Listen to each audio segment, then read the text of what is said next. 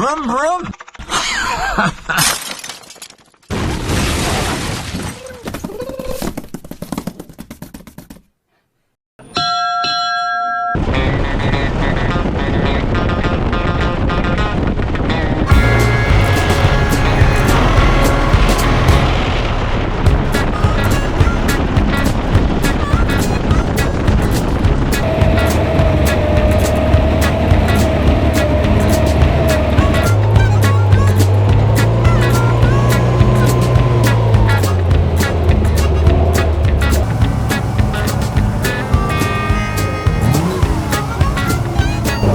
Sun is shining, driving around in a California Spider. Not bad, really.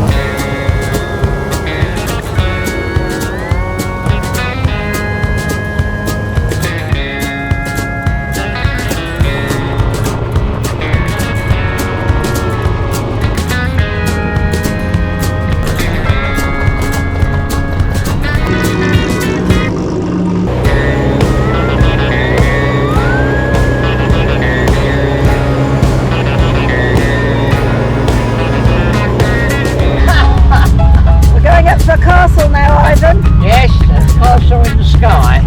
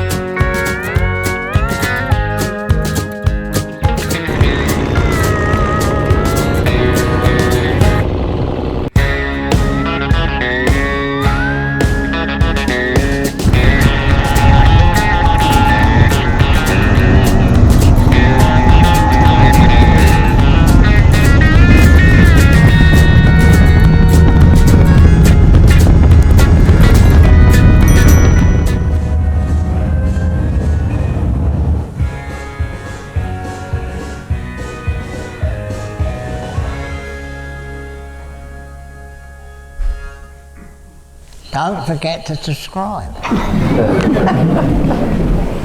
Oh, this is a good start. This is my dad at Brooklands. He was a mechanic, so he's the one on the left, on the right. And I think they've just done something in a 200-mile race or something. But, you know, my dad didn't ever think he was going to have me, because my sister and my brother, well, my sister was 22 and my brother was 20 when I was born, so that's 1926, and by 1940 he had another son, which I think was a bit of a shock really, but and I was born in May 1940, and every time I watch the television there's a historical programme about the war and what happened and everything. May 1940 seems like the worst time in the history of the world. The Germans had just moved into Paris. Everything was going wrong. So it wasn't really much of a start really. But obviously having an older brother and sister and a poor old mum, my mum was 45 I think when she had me. So I was just so precious because the war and everything, everybody thought they might die tomorrow. My sister was a blonde bombshell and they said, oh, you want to cut that hair off because when the Germans get here you will be in trouble. So, you know, it was a very dodgy time, so I was really treated very, very badly, you know, most a spoilt kid in the history of the world. You know, I mean, I never had proper food. I didn't like that, so, well, if you want sweets, have sweets, you know, because that's how it was. So to get here is a miracle, really. I don't know how I managed it, but I've had tremendous luck in my life. And, you know, that was my little car. I'll tell you what, the story behind that's quite funny really, it shows you how spoiled I was. They were walking, it was during the war, and we were walking through Shepherd's Bush Market, and we saw this car, my mum let me sit in it. So then she said, oh, well, there you are, son, that's lovely now. Well, on the way back, we'll have a look at that, thinking I'd fall for it. And she said, you wouldn't get out of the car, she said, you were screaming. So in the end, they had to buy it for me to shut me up. So then, my sister by now was married, and her husband, she said he used to say, you should have bloody well smothered him at birth, you know, because I was such a horror, really. And I had a squeaky voice, you know, really. And anyway, so they now get to the train station, and I wouldn't get out of it, so they had to carry me up the moving stairs, you know, one holding the back and one holding the front. And we got on the platform, and they managed to stop me riding up and down in the platform. But then they got in the train, and all the people were sitting in the train, and they had to hold their legs up like that as I was shooting past them in this bloody pedal car. So, and then that got a bit boring, and we used to have a hill just up there. The place was called Hill Rise, and I used to take the split pins out of the wheels, so when you're rolling down the hill, a wheel would come off and it'd make it much more exciting. So you know, it was just in my blood, really, and of course, being my brother and sister would be talking about, you know, going racing and going to Brooklands and going to Chelsea Walsh and all them sort of things. So right from a kid, I'd heard nothing else. So, you know, I mean, I never thought about anything else. I just wanted to get involved with motor cars. And that's what I did. And anyway, my mum bought me an Austin 7 when I was 14, and I broke it up and built this Special. And it was dead funny. Another fantastic bit of luck in my life. It was during the Suez crisis, and you were allowed to drive the car without having a passenger, or you could have a passenger, but they didn't have to have a licence. So anyway, me and my mate, because by now I'm at work, and me and the bloke, the other apprentice, we went to North Wales. That's in North Wales. And, you know, I didn't have a licence. So when it came to having the test, I'd been driving for about 3 months. I could slide round the corners and, you know, I mean, just driving like a loony, like kids do. But obviously there was no people on the road then. And the car only did 50 mile an hour, so you'd have a job to kill yourself. But it was quite funny, really. I went for the test and it was in Ealing. And I'm an apprentice in this factory, which was fabulous working in the factory. And this, they said, oh, have you got the test done? Oh, I said, oh, Mrs. Somebody. Oh, she's terrible. She won't pass you. Anyway, so I go for my test in an Austin 7 Ruby. And it was a little saloon. And I get in the car. And as I drove off, the passenger door opened, because they sort of had a funny thing anyway. So I thought, oh, trying to catch me, so I put my hand out the window and did a slowing down signal and everything, pulled up and slammed the door. She said, I could have fallen out. I said, no, you would be all right, you know. So off we went. So now we're driving through Ealing Broadway, and she said, I'd like you to turn at the next right. And I put my hand out and I changed down with my other hand. Because Austin 7s, they got no brakes, you know. So anyway, so I changed down and I sort of looked out the corner of my eye and she looked away. Anyway, so now we're going through Ealing, and she said, I want you to do an emergency stop. Well, Austin 7s only stop on one wheel, and that's the wheel nearest to the brake pedal. The rest of the cable was stretched. So I slammed on the brake and the car went completely sideways, and I just sat there and turned the steering, very cool. Anyway, we got to the end of the thing, and she said to me, you've got a lot to learn, Mr. Dutton, but I'm going to pass you. And I passed, which was a miracle, really. So that was the Austin 7 period, and I worked in a factory. What a fabulous thing that was. I mean, at the time I never realised, but it was a foundry, and you know, we had the toughest people in the world working in the foundry, because it was so dangerous. I mean, what they would say today, there was red hot metal flying everywhere, and there was a crane in the roof, and a very great thing, because we used to cast baths, so you can imagine how big the moulding boxes were. And the bloke would be going across the workers all underneath, flat out, going sideways and going up the end, and at the end he'd put it in reverse and you could see the gears jumping out on the thing, you know. It was so dangerous, but obviously I worked in the pattern shops, it was quite safe really. But it was a fabulous education. I used to get the tea for the girls as well as the blokes. So you can imagine all the girls in the factory. I mean, I learned a lot there, I can tell you. And I taught the nurse to drive, because that was the other thing. In them days, I mean, I'm going back now to 1955, 56, 57.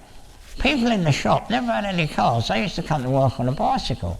So the fact that I'd learned to drive and had a car, I was like a millionaire's son. Although I wasn't, obviously. So I taught the nurse to drive, that was good fun. And I went to a Chinese restaurant with her in 1960 in Soho, Cantons, and there was no Chinese restaurants.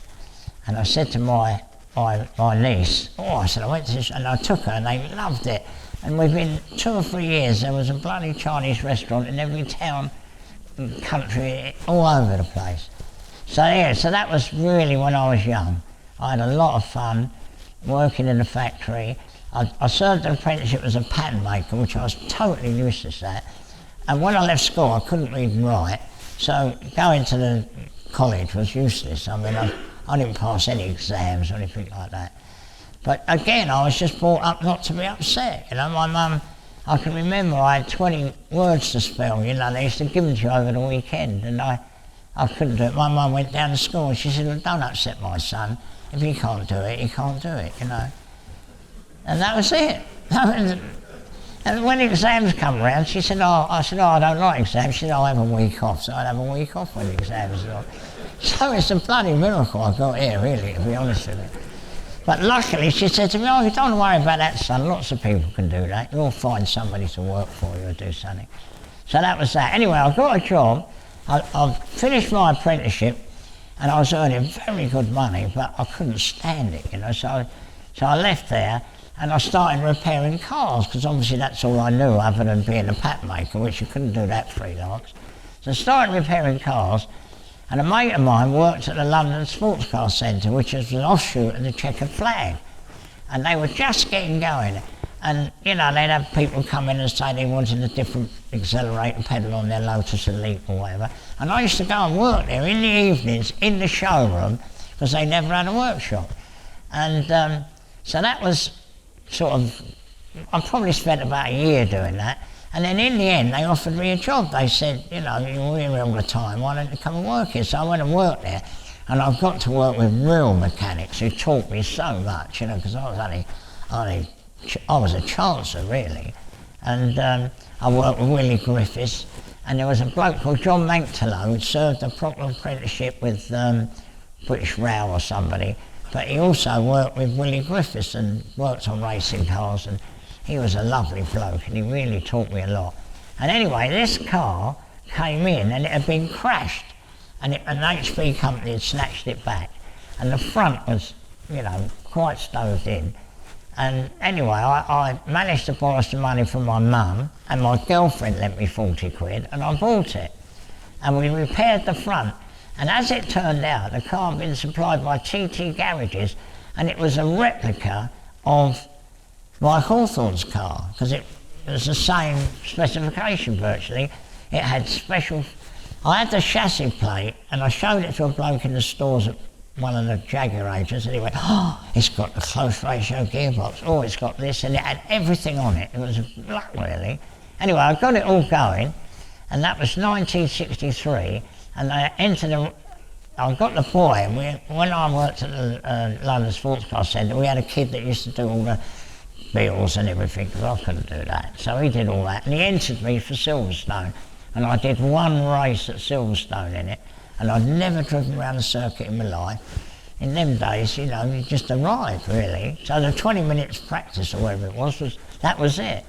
But anyway, I managed all right, and I didn't do anything too silly. And that was it, really. I got married after that, and I didn't go racing at all for years and years. But I always wanted to do it, you know, it was like the most important thing in my life. And anyway, I'd left the London Sports Car Centre, and I was working for myself, and I was buying and selling cars.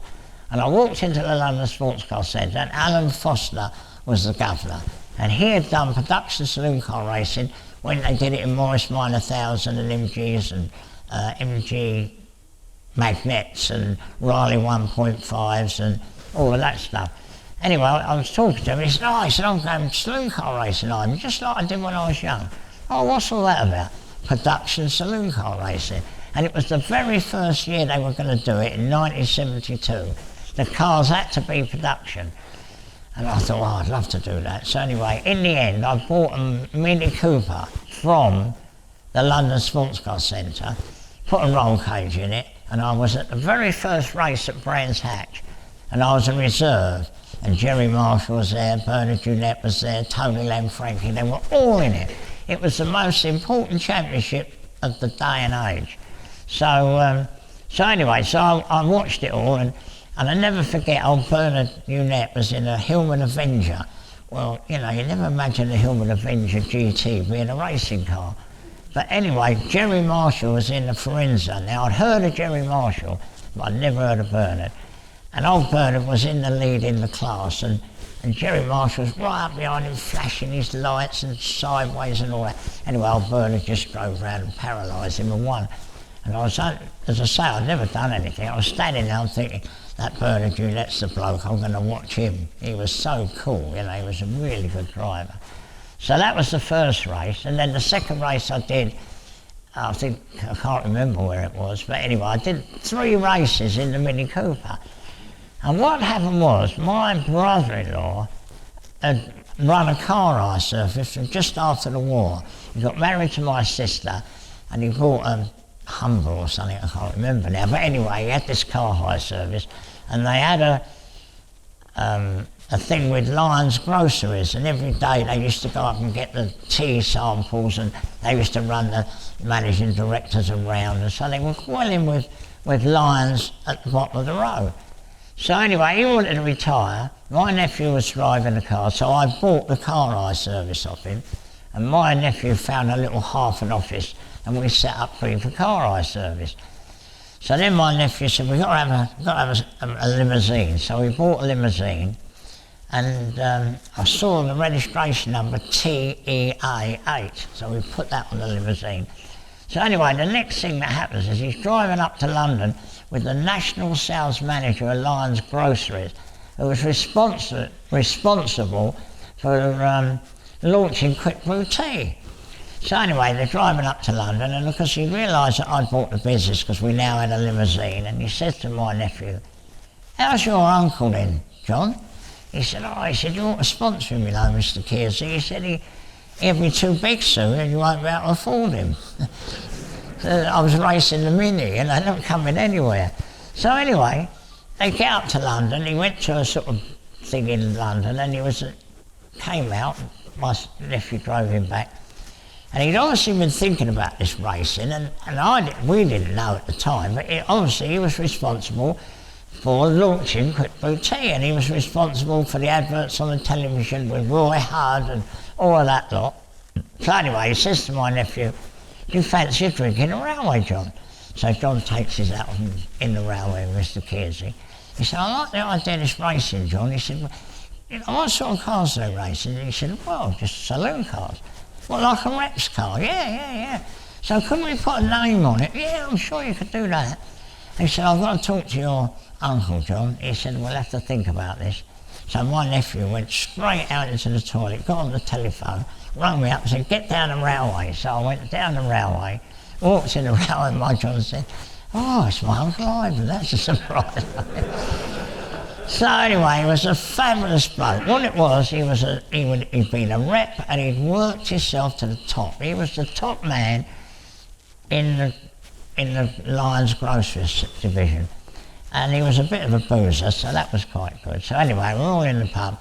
So then he said, what do you want? I said, well, I need a Ford Escort. And the lucky thing was that I'd done the 3 races in the Ford Escort. No, sorry, the Mini. So I knew what car would suit me and how I could win. And so I said, I need a Ford Escort. Oh yes, he said, can we put Super Brew, Quick Brew? I said, I'm sure that'd be no trouble. And then he said, what about Quick Brew girls giving away Quick Brew Tea? And I said, oh, I'm confident it will all be good. The barman, champagne. So the next thing you know, we're drinking champagne. And he lived in Denham Village. Denham Village. And off we go to Denham Village to drop, well, we didn't drop him off because he boozed in a local pub, so we went in there. We was in the pub till 3 o'clock in the morning and, you know, ironing out the thing. So off we went, I went home, and the next day I woke up and I thought, well, I've been dreaming, so I rang him up. I said, oh, hello, Mac. He said, you got that car yet? I said, that's all I wanted to hear you say. Now, I hadn't had a penny at this stage, but I had an overdraft at the bank, so that was quite good. So anyway, so we went off to Perry's and I bought a packet of Quick Brew Tea. I walked in Perry's and said, I want a Ford Escort Sport, about that colour. The bloke said, yeah, sunset red. So I said, right. Now, the season had already started, and Jeremy Walton, who was sponsored by Jan Speed, was winning all the time. And off we went, and he said, I said, well, when can I have it? He said, well, we've got to get it from Aylesbury. We've got to pre-delivery check it. It'll have to be de-waxed. Oh, next weekend. I said, no, I want it on Tuesday, because it was holiday weekend. So I drove to Aylesbury with tray plates, drove the car back in, just wax, absolutely flat out, as fast as it would go. It only done 4 miles or something. And we got it back to Greenford, and I fitted it, and now I had a 18x9 garage to the side of my house, so I didn't have a workshop, I didn't have anything really, some tools. So I decided to take the engine to Jan Speed, because they obviously did the engine in their car, and it never occurred to me that I couldn't win. I just, let's do it. So I had them do the engine, roll cage, and I went to Firestones, and this is another mystery to me. And I walked into Firestones,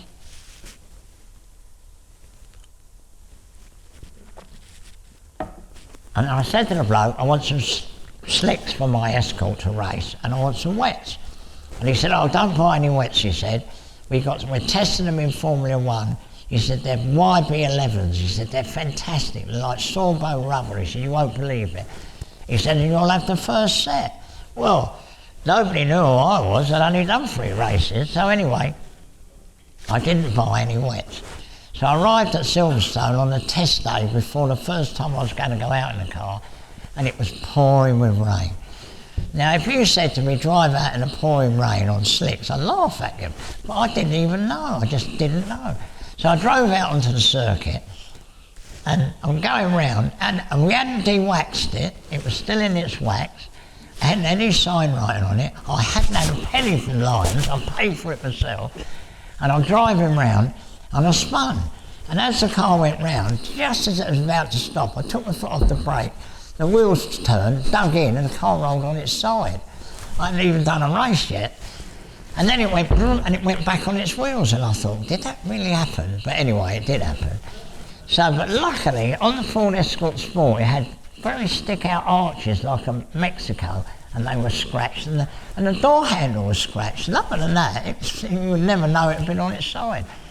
So anyway, so that was it. So we arrived at the first race, pouring with rain, on slicks, and Jeremy Walton was driving a Jan Speed car on proper wets. And I come second, and I made the fastest lap on slicks, but I didn't spin that time. So that was it. Anyway, next thing you know, I had these YB11s, and it was like driving in the dry. I mean, it was fantastic.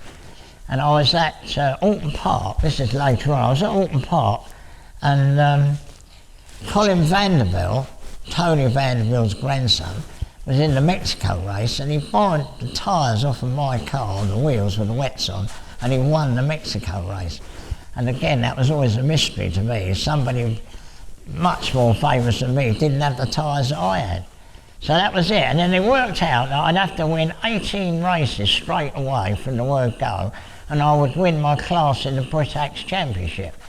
And that's exactly what I did. I won 18 times. And Jeremy Walton, you know, you couldn't believe it, but it was unbelievable. I had a fabulous time. You imagine, one of the quick crew girls was Miss Great Britain. So I'm standing in the bar at Brands Hatch, and I've got these lovely girls, like 4 or 5 of them all around me. And literally, I mean, it was the first time I raced at Brands Hatch. Tony Lanfranchi came over to me, he said, can I join your company, Ivan? I knew who Tony Lanfranchi was, but I didn't know him. So anyway, I said, oh yeah, get Tony a drink. So he gets Tony a drink. And that was it. And years later, because after I'd raced for a few years, I knew Tony very well. He said, you know, he said, we were convinced that you done 3 races in a Mini, come nowhere, and suddenly arrive with the best sponsor you could possibly, anybody could have found. We were convinced that you were the illegitimate son of Mr. Lyons. So anyway, so that was it. So I had a fabulous time. I won the class, and that was it. And then what happened was, Lyons bought Tetley, and Tetley was much bigger tea department than Lyons was. So my man became a nobody. So he left and went to Alliance Cash and Carry. So he rang me up and he said to me, look, he said, if anybody asks you about the car and the trailer and all the equipment, we hired it off you. We didn't buy it. So I said, right. So I won the car, the trailer, and I had a Humber Super Snipe, which was also one of the director's cars that was in the motor pool, and I bought it out of the motor pool. So I got all this kit.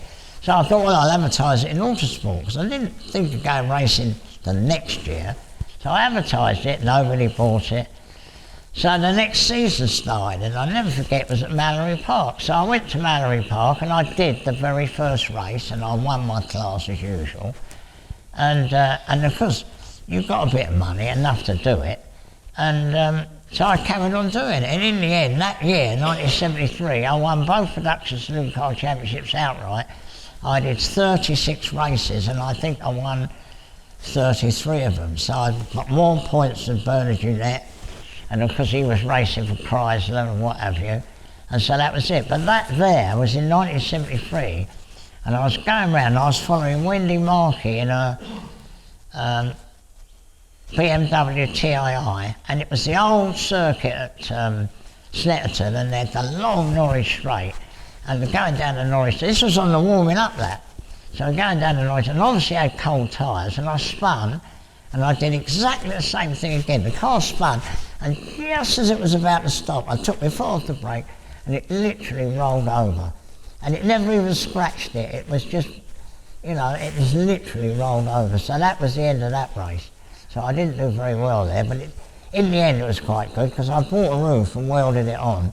And by now I was winning both championships, so Ford's rang me up. Can't think of the man's name. He was the competition manager of Ford's. Anyway, he rang me up and said, you ought to come and see us, because they were very pleased that I was beating Chrysler. And they said to me, we'd like you to go on as you are, but you know, if we can help you. And I said, well, I could do with a spare engine, so they give me a spare engine. And then I said, I really need a body shell. But by then I'd repaired it, so I sold the body shell, so that helped me, you know. So that helped me immensely. I wish I had the body shell now though, two-door Mark I Ford Escort body shell, brand new. You're worth a fortune. But anyway, so that was it. So I carried on racing the Escort, and as I say, I won both championships, but it was 1973. And it was just like when I was born. It was the worst time in the history of the world. The petrol had doubled in value, and there was trouble in the Middle East, just like there is now. And I didn't think we'd go racing in 1974. And they were talking about petrol rationing. Luckily we had the car eye service, so we were getting fuel, especially because we had this contract with Lyons. If anybody cut their finger, we would take them to the hospital, so we were all right for fuel. And I really didn't think we'd go racing. Anyway, I wrote a letter to Ford's, and they gave me a 3-litre Capri, and I could have gone racing in touring cars, which is what I wanted to do. But in the meantime, Chrysler got onto me, and I went to see Des O'Dell, who was the competition manager of Chrysler, and they offered me a Hillman Avenger, but I'd have had to have stayed in production and not done touring cars, and I thought, well, I'd like to do touring cars. But anyway, they said to me, if you see a likely lad to do it, we'll pay you to prepare his car. So I prepared the Chrysler for Bill Sydenham, who won the championship that year. But anyway, so I had the Capri, and I got it 26 days before the first race. I kept ringing them up, you know, when's my car going to... Anyway, I finished up with a top of the range Capri. It had more chrome strips and vinyl roof, and again, I only had a 18x9 garage, so I'm at the top of the drive in the house, and we're ripping the roof off it, you know, it's a brand new car, right? And the police pulled up, and they obviously thought we nicked it, like, you know, and we'd taken all the chrome strips off it, and I had a mate with a body shop, and he welded all the holes up, and we rubbed it down and painted it white, and it had to have a blue strip on the roof, and we did it, and it looked dynamite. But I had no bits to do the engine. It was absolutely standard. I never took the spark plugs out of it, and I never changed the oil. I didn't get time. I lowered the springs, and it looked good. Oh, and I had the tyres off of my Escort. So we arrived at the first race, and now it's touring cars. You know, you had half an hour for practice in the morning, and we had so much practice it was ridiculous. But anyway, so I drove round for a few laps, and I remember the competition manager came over to me and he said, "Are you all right, Ivan?" I said, yeah. I said, "There's no point in driving around Mallory Park. I've driven around Mallory Park enough times, and you know, with a standard engine and everything, there's no point." "Oh well, so long as you're all right, you know." And that was it. So we're at Mallory Park, and Tom Wilkinshaw's there driving the works car, and he'd been, you know, they've been testing it for him, and they were coming in the pits, and he was going out with the wheels spinning and going around and trying different tyres and everything. Anyway, when the times came up, Wilkinshaw was there, Lane Frankie was there in a CSI, and I was here in my standard bloody full Capri, because obviously round Mallory Park there's not a lot of time to make up much time, so you know, even if you were quick, you ain't going to make that much difference. So off we go, and I'm going round, it's pouring with rain, and Lane Frankie's in front of me and Wilkinshaw's in front of me. I had my lovely YB tyres on, and it was raining. So I go around, I thought, well, you better get cracking, boys, because I really feel I can overtake them. But anyway, we arrived at the hairpin, and Wilkinshaw went straight on. And what happened was he pulled the centre out of the clutch. All this out of the pit stock and swinging wheels. So he was out. So now I'm behind Len Frankie. And I'm thinking, well, you know, I'm going to have a go at Len Frankie. We arrived at the hairpin, there was a puff of blue smoke, and his car threw a rod outside. So now I'm winning the first ever, you know, touring car race in my class in the car. So it dried out a little bit and I was driving through the puddles. I had a Brian Pepper, I think it was, in the Opel Commodore behind me. But anyway, I won. So it was unbelievable, because in them days I won about 800 quid, was like a fortune. But obviously it didn't do me any good at all, because, you know, the year before I'd won both the championships outright. They'd given me the car 26 days before the race. My car looked much better than Wilkinshaw's car, because all the chrome strips were gone. It would really look like a racing car. So they obviously thought I was a lot cleverer than I really was. And I kept saying, no, it's got standard. I even had the standard exhaust came down. I saw them off and poked them out underneath the doors. I got no help from Fords. Oh, when are they going to get the cylinder heads? Oh, well, we're experimenting at the moment. And I knew it was useless. I really didn't get any help at all. And then, as I say, it was 1974. I was trying to get a sponsor. No chance. I run one bloke up and he said to me, he said, "I've got a candle on my desk," he said, because they had three, you know, they didn't have power all the time. So I didn't get a sponsorship. So that was it, really. It was a totally useless year. I won the first race, but after that it was pretty useless, really. But in the meantime, I'd rung Century Oils, and I spoke to the man in charge, and he said, "Well, we've done our budget this year," he said, "but next year we'll be very interested." So really, to be honest, I sort of forgot about it, really, because that's what they all say. But anyway, I rang them up the next year, and sure enough, they said, right, but I had to go back to production. So I had to redo the car, put the heater back in it, and do all the things that you could allow to do in touring cars, but you couldn't do it in production. Anyway, I put the car back to standard, and Century Oils said, yeah, we're very interested. So I went up to Century Oils, sat in the lovely boardroom. Charlie Mitchell was Mr. Mitchell's nephew who designed the Spitfire. So he was a smashing bloke. And we sat there and they said, right, well, how much do you want? So I had a piece of paper and I'd put down hotel bills, petrol. But obviously I was trying to be as economical as possible because I wanted to go racing. So anyway, so I said to them, you know, I told them what, and they said, oh no, that is not enough money. You can't do it for that, we want to do it properly. So I looked at it all and I just doubled everything I'd written down, and they said, oh yes, that's much better. So that was it. I had a proper sponsor. So off I go, and I did the Radio 1 Production Saloon Car Championship with Noel Edmonds and all that lot. And Noel Edmonds had come on the radio in the morning and saying, Ivan Dutton won the club, you know, obviously beat him because he was in a Capri. So then I get the kids that I went to school with ringing me up and saying, "Is that really you?" You know, they couldn't believe I'd managed to get there. But anyway, so that was it, and I won the class. And then the next year, I got a new Capri. I got a Mark II, and I did it again with them. But I said to them, "Look, I've got to have a BMW. It's no good. I won't win, you know, in a Capri." And they said, "No, you've got to have an English car." So I didn't get a BMW. But luckily, it took Lanfranchi and all the people quite a long time to get the BMWs going. So I was winning the championship by being consistent right up to near the end. And then Century Oils laid on a big race meeting at Ingliston in Scotland.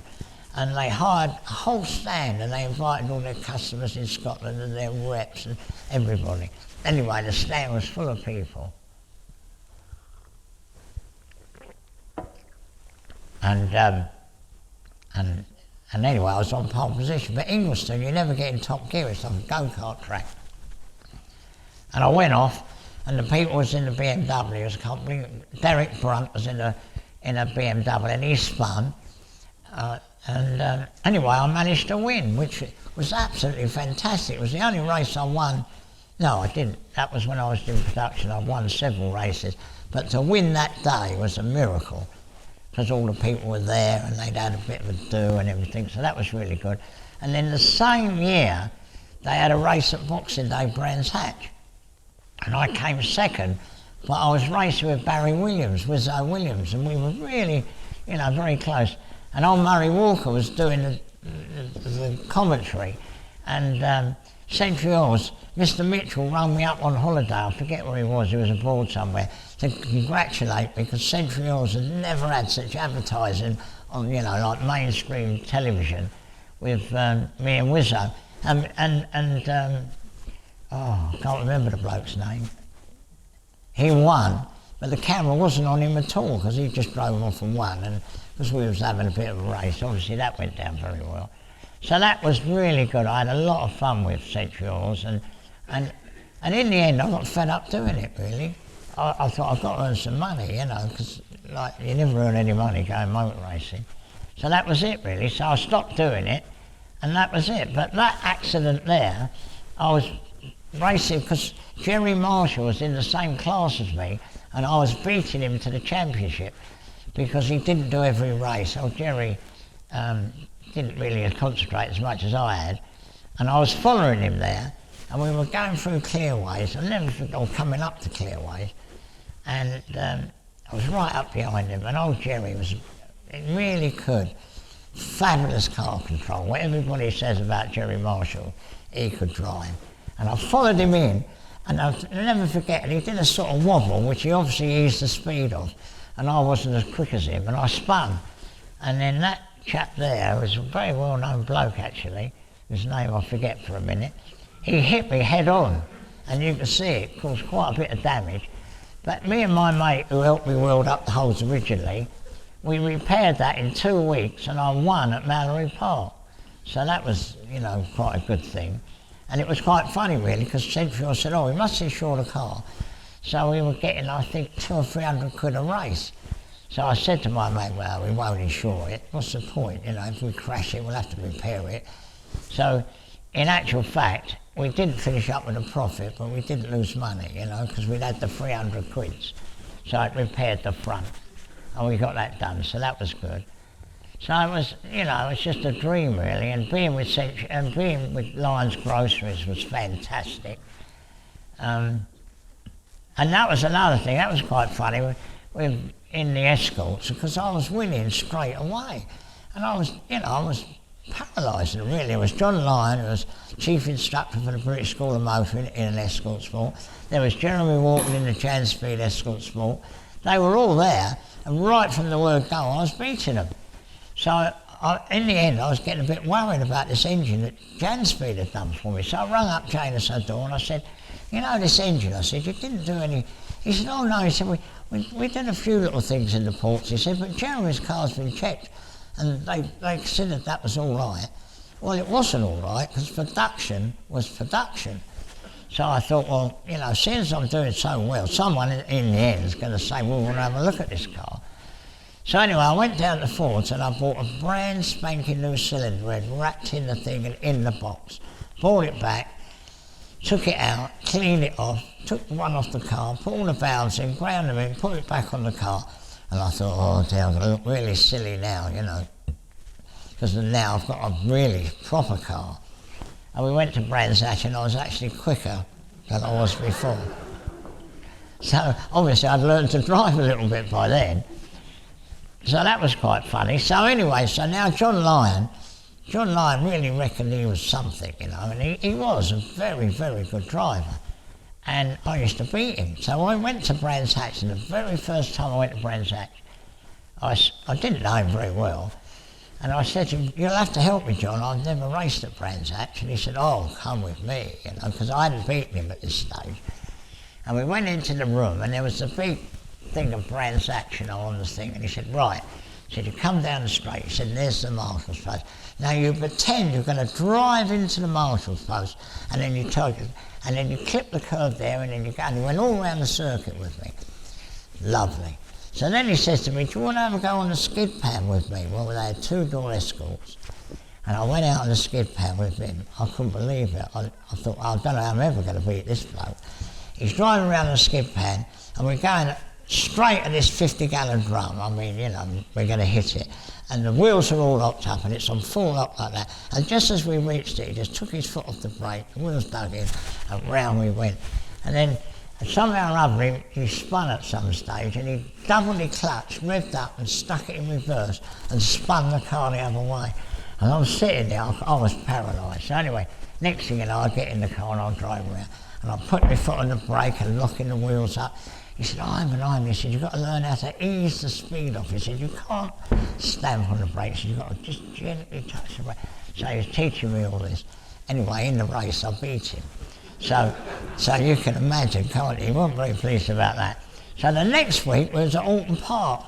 And at Alton Park in the old days, there was none of them chicanes, and you come down this corner, and you went flat out round this thing and down to the hairpin. And it was pouring with rain. And I can remember going round there with him, side by side. And when we arrived at the hairpin, I was thinking, I was easing the speed off like he showed me, and I beat him again. So the next time we arrived at Brands Hatch, we get there, and I beat him. And as I came off the track, there was a thing saying number 28, go to the scrutineering bay. So I went to the scrutineering bay, and he'd obviously complained to the scrutineers and said, look, just watch this bloke.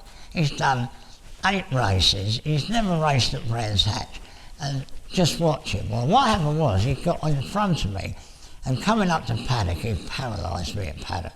So I thought, I've got to really get in front of him. So I hung back, and flew into clearways, came out of clearways side by side, and drove away from him. So anyway, so they get me in scrutineering, but luckily they got his car in scrutineering. And what they used to do in them days, the blokes used to work at the RAE, the Royal Aircraft Establishment, and they used to put a little daub of paint on the cylinder head studs, and you couldn't take it to bits.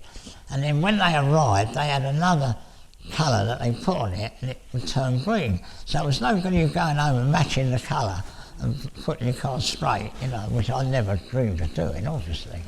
And somebody did actually, it's quite a funny story, but anyway. So they took my car to bits and they looked at it, and it was dead straight. I can honestly say, hand on heart, it was dead straight, and it had the standard cylinder and everything. And they took John Lyon's car to bits, and it had polished ports. It was so funny.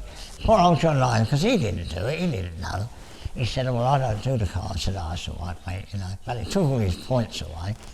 And, but the trouble was, and I never told him, but what happened was, we all went on racing tyres, so straight away the wheels went from being like that to being like that.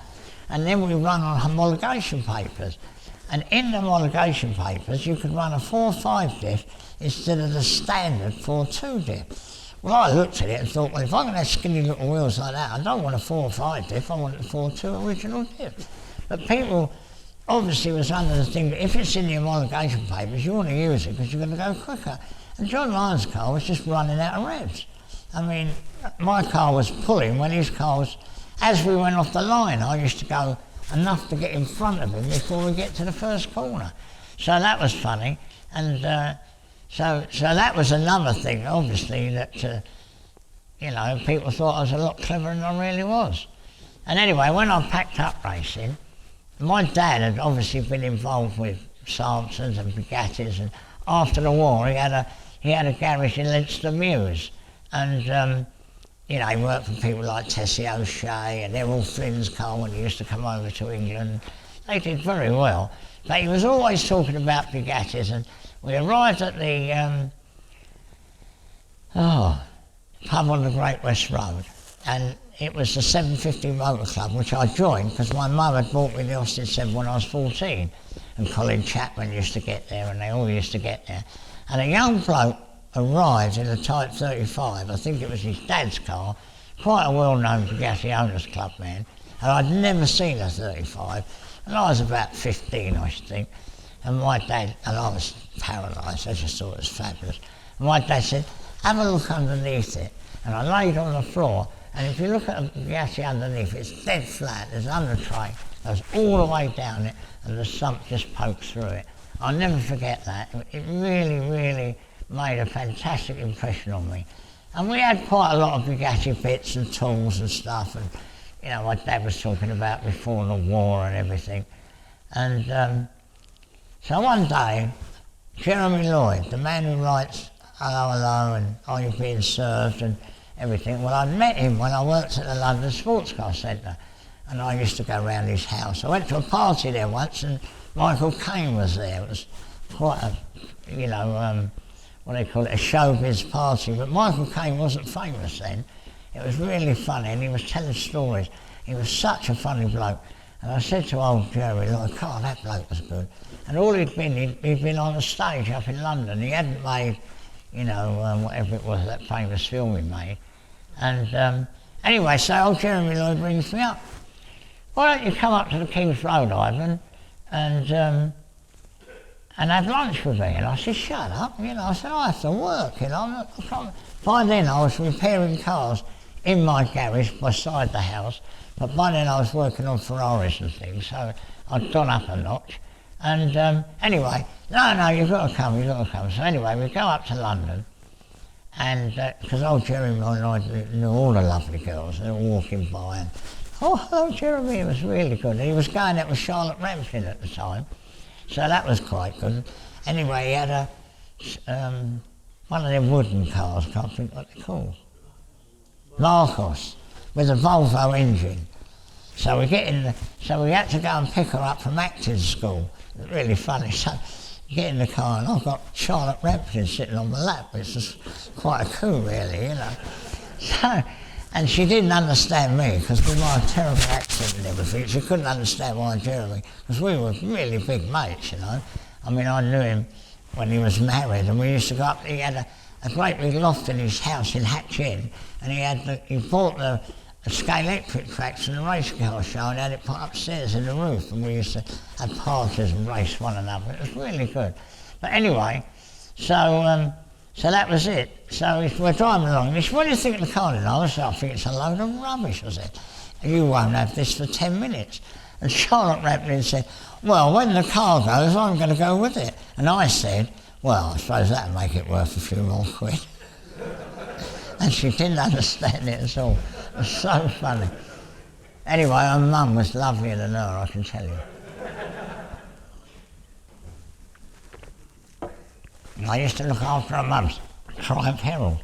But anyway, so Jeremy says, let's go around and have a look at the cars. So we walked into Coy's at Kensington. We walked in, and there was a salesman was there, a very well-known bloke, whose name I can't remember. And he came up to me and said, oh, hello, Ivan, how are you getting on? So he obviously knew that I'd been racing, and he knew who I was, which was surprising. He said, do you know anything about Bugattis? So I said, oh, yeah, you know. He said, and we've just sold this car to this very wealthy man. And he said, he bought it sight unseen, he said, and it don't go. He said, we wondered, could you get it going? So I said, yeah, definitely. So he said, when can you do it? I said, tomorrow. So literally, you know, this was my big opportunity, like getting Lyons grocery. I didn't muck about, I packed up work. I had a tipper lorry when I got involved with the Quick Brew people, and I had a half share with a bloke in a tipper lorry, and when they said to me they were going to sponsor me, I thought, that's it, I'm going to take all my time. And he said to me, what are we going to do? So I said, oh, you can have my half of the tipper lorry, I ain't got time to do that, I'm going racing. So that's how dedicated I was. So that was how I got involved with that, and it was exactly the same with that. I was absolutely, totally and utterly captivated by the whole thing. So anyway, I went up there and we got it running. We got it running, put it in gear, and the back axle was broken. So they said, well, we'd better introduce you to the owner. So they introduced me to David Hyman, who was himself not a vintage car man, but he'd been born a very rich young man, and he'd had the Alphas and the Mazdas, he'd had everything. And he'd come to all the Grand Prix with his mate who had raced in Grand Prix and what have you. And he obviously just took a liking to me. Anyway, it was really funny. He was shooting up in Yorkshire, which is what posh people do, you know, in the winter they go shooting. So he says to me, so he bought this saloon Bugatti, and he said to me, they're having a race at Cadwell Park. He said, do you want to drive my Bugatti to Cadwell Park? I said, oh yeah, I wouldn't mind doing that. So off I go to Cadwell Park, and he drove down in his Porsche to meet me at Cadwell Park. We stayed in a lovely hotel, and it was a tradition in them days that before the Williams Trophy, they used to have a dinner. So I'd arrived in a Bugatti, and of course with my accent, I wasn't exactly a Bugatti person, so they couldn't understand where I got the Bugatti from, never on about anything else. So there we are, me and David Hyman, we're watching the racing. I said to him, that's what we ought to be doing. And so that was it. And we went to the dinner, and I'll never forget it. I'm standing talking to David Hyman, and we were, you know, having a laugh and a drink and that. And I heard this lady say, who's that terrible chap? So anyway, so that was it. So anyway, it was dead funny. So we arrived back home after the weekend, and literally, I think it was Tuesday, he said to me, I'm sending Bill round to pick you up. Bill was the chauffeur.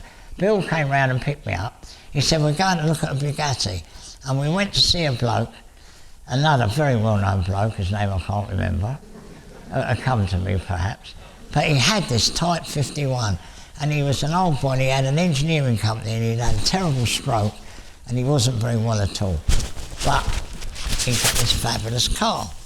And it was really funny, and I saw it, you know, and David Hyman said to me, when I saw your face, Ivan, he said, I thought, I've got to buy this car, because it was a picture, you know. There's this Type 51 Grand Prix Bugatti, looking like brand new, that's it there. And anyway, he decides to buy it, and we have a deal with the man. And I'll never forget it, we had to go and get it, and I had a banker's draft for 125,000 quid, which today is still a lot of money, but then it was a bleeding fortune, you know. So I said to my son, take a picture of that cheque. I said, we'll probably never have that much money in our lives, you know. So he took the picture, and we went and picked it up from the man and brought it back. And of course, just like all cars, no matter how good they always need a rebuild. And I started work on it, and I said to David, we've got to do this and we've got to do that. And he said, well, we're going to race it, so we had to put it on methanol. And I had no experience in methanol. So I rang up the boys in the Morgan Club, because they all run on methanol. I said, right, what do I do, boys? They said, you want a bloody great petrol line, big tap, and you've got to get the petrol through. You know, you've got to get methanol, use a lot of methanol. So anyway, we did it, and it didn't go bad, but it didn't go fabulous, and the carburettor was not suitable for methanol, because it's an old Solex carburettor. Anyway, I altered the thing that lets the fuel in. I changed it completely and made it like an Amel carburettor, where it came in and completely different. I changed the thing and I made it fly, and it really did fly. And of course David Hyman would let me drive it, which is a miracle really, because you know, how do you get in a Type 51 Bugatti that's worth all this money? So I raced it a lot, and I broke the record at Prescott with it. And I held the record for 12 years at Prescott in that car. I used to go regularly, and it would rain. I must have gone at least half a dozen times before it was dry enough to get the record. And so that was a fabulous experience. And then they had a race at Monaco. So David Hyman was obviously going to race at Monaco. and it was all left over from my racing days. I knew that if it rained, you wanted brand new tyres. So we had 2 sets of wheels, brand new tyres, everything, you know, I mean, I really looked after that car. Driving it myself, I could tell how it handled. I knew, you know, I pumped the tyres up. It was good, because I'd had all this experience in saloon car racing. People, again, I mean, I went to the Vintage Sports Car Club, and again, they couldn't understand why I was doing it, because none of them really studied saloon car races. So they didn't know I'd done, I don't know, 36 races in 1 year. So anyway, we went to Monaco, and Alan de Cadney was there. All the people who was anybody was racing their Bugattis or borrowed them or whatever. And Hamish Moffat was there. And anyway, so David Hyman went round, and he was one of them people. He could drive good, but he was always looking after his friends, or we had to get so-and-so in the pits, or you know, and he was a bit of a boozer as well. So anyway, the day they had the practice, he managed to hit the bank and broke the front wheel and bent the steering arm. But luckily I'd taken all, because I'd made all new ones, because I was scared to death of him breaking, and I took the old ones with me, so we managed to repair the car. And the night before, I gave him a serious talking to, which was quite funny really. I said, now listen, you're going to go to bed early, and we're going to be there, because tomorrow is the race. Anyway, it was pouring with rain. In fact, Ayrton Senna led the race, and they stopped it early, and he didn't win. It was a very famous year when they stopped the Formula 1 race. That's how bad it was. Mind you, I might have been the oil on the track from the Bugattis, but that's another story. But anyway, so David Hyman, I got in the car, I put the brand new tyres on it. He had a silly helmet. I insisted that he wore my helmet because it was a full face one, and when they get wet you can see pretty good. And off they went, and I was standing on the line with him at Monaco. It's really funny, and there's Alan de Cadney there and so-and-so there and everything. I said, right, now when the flag goes down you want to go straight through there. And he said to me, but that's... I said, don't worry about them, you just concentrate, straight through there. Anyway, he came second in this race, and they all... and you know, Alan de Cadney spun off, and somebody else did something else, and they all got the same. So John Venables Llewellyn won in Lord Raglan's car, and David Hyman was second, which was fabulous, really. He was really knocked out with that. And they made a film of it. So David Hyman bought the film.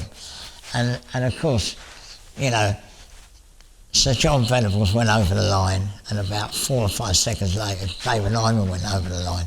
But when the film came out, he was almost behind him. That was quite funny. So that was really good, you know. I mean, old David Hyman, I said to him, you know, when I really got to know him, I mean, he died of cancer, and I was with him, you know, I really got to know him. But I said to him, I'm really pleased you stuck with me, Dave, because, you know, people in the Bugatti Owners Club must have been saying, he said, people told me, I said to him, they must have told you that I didn't know anything about Bugattis and I couldn't do it. He said, they didn't say that, they said you didn't know anything about anything. So anyway, so that was good, he stuck with me, and we did ever so well together. And then he bought Black Bess, and I drove Black Bess at Nürburgring, which was quite good.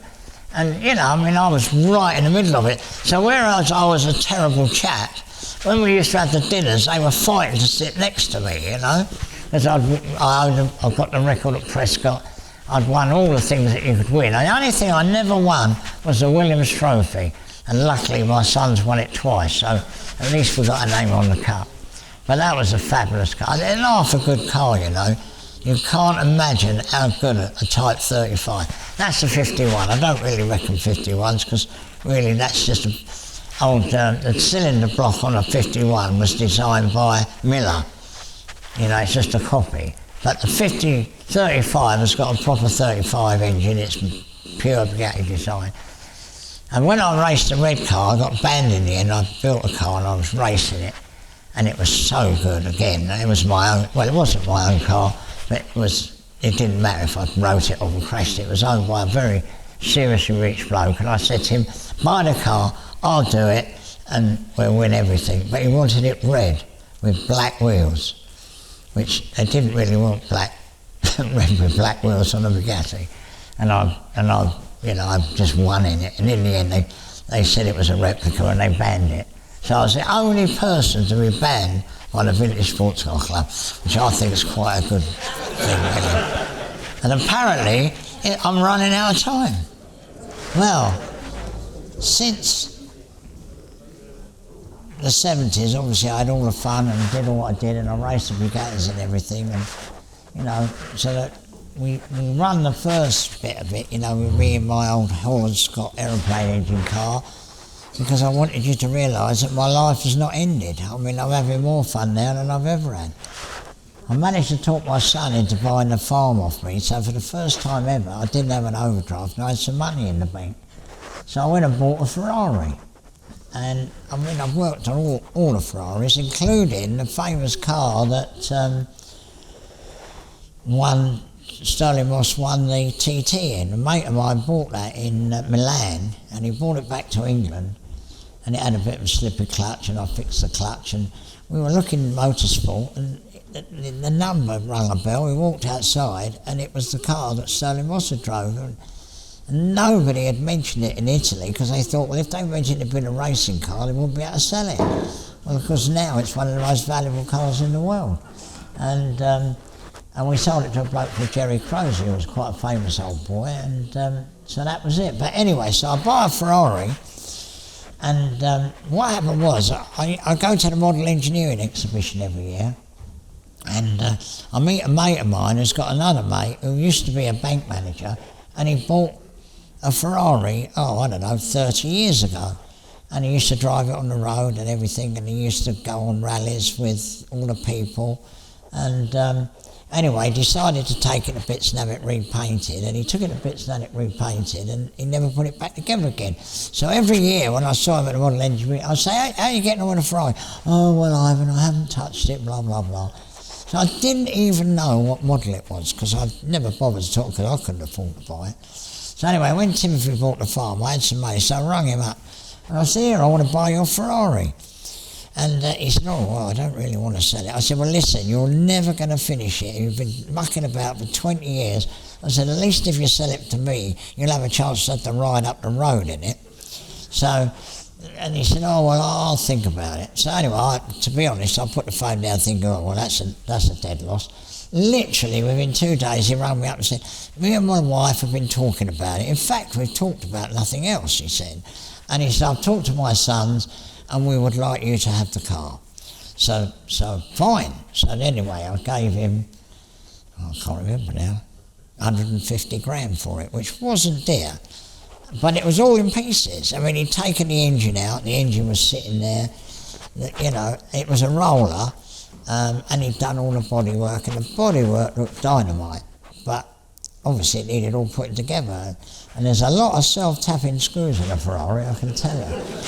All that trim and everything, I've just got boxes of these things, and I'm thinking, well, look, there's 6 holes there.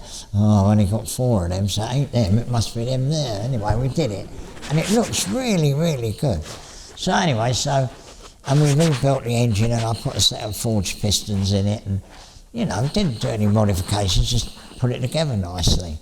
And anyway, so I joined the Ferrari Owners Club, and they have a thing called Pizza Days or something, and it's a track day, basically. And they had a track day at Silverstone, and I went along with my granddaughter, and we went there, and of course there are all these red ones, with the engines in the back, and there was no old cars there, it was the only old car there. So anyway, so we drive out, and it was pouring with rain, and my car obviously got a brand new set of tyres on it, which Julia Mizzou, who's Blockley Tyres, supplied. Drove out on the track, and I'm driving around thinking, well, they're all going to catch me up, any minute now there's going to be whoa, whoa. Anyway, I drove away from them. Nobody overtook me. So that was it. And I came home, and then Susie, who's with me, who you've all seen, was organising this thing for 250 GTEs, because she just happens to have a few of them. And and anyway, she organised it, and they said, oh, there was this old bloke, he was at Silverstone, he was driving one of them, racing round like a loony in the pouring rain. Anyway, so she got in touch with me, and I went on the rally, and that's how I met her, which was you know, to be honest, that's one of the best bits of luck I've had in my life, I think. So, so that was it. The funny thing is, we were at the thing and she was, you know, organised it all and got all the cars and took all the photographs. Anyway, she'd had these mugs printed and she was handing them out to people. And I thought, blimey, you know, she ain't no mug sort of thing, so I'll have to get to know her. But I didn't even know that she lived 20 minutes away from where I live. So ever since then, I've made sure that she never moves unless I know where she's going. So that's it.